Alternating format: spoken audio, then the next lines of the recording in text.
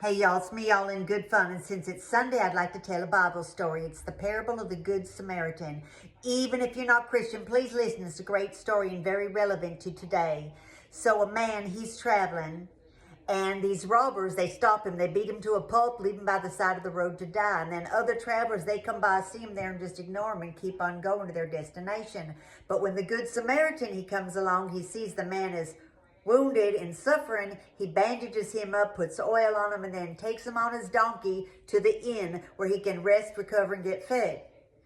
The moral of this story is when you see suffering, you lend a helping hand. You show mercy to those who suffer. So a lot of people are suffering in Southern California. Thousands of people who've lost their homes, burned to the ground. Hundreds of thousands who've been evacuated and don't know if their home's going to be safe.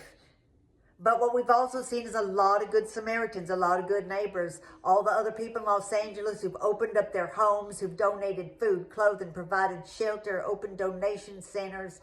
And then there's a lot of good neighbors even outside the United States, like our neighbor to the north, the wonderful Canada. They've sent in amphibious planes that swoop in, pick up ocean water, and then take it and drop it over the forest, over the burning area.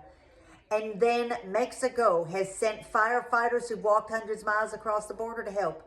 They've also sent the National Guard to help prevent against looting of all those evacuated homes. Lots of wonderful neighbors. Even South Africa sent firefighters. That's a 16-hour plane flight that these firefighters have come across so they can help out. This is the true definition of a good neighbor. But guess who's not a good neighbor? Well, it should come as no surprise.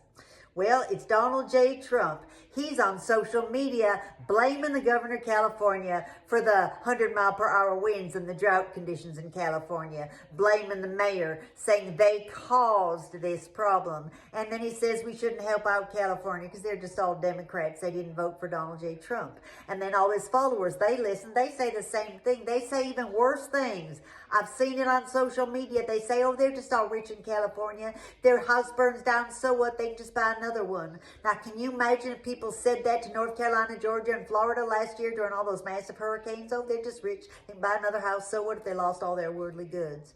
That is an inhuman reaction. Donald Trump and those mega cult followers, absolutely disgusting and inhuman responses. Now, I know some of y'all mega people, maybe you haven't responded that way. But the rest, disgusting and inhumane. And you know what? We got 4 years of this coming. 4 more years of inhumanity. I'm all in good fun. That's Bible lesson for today.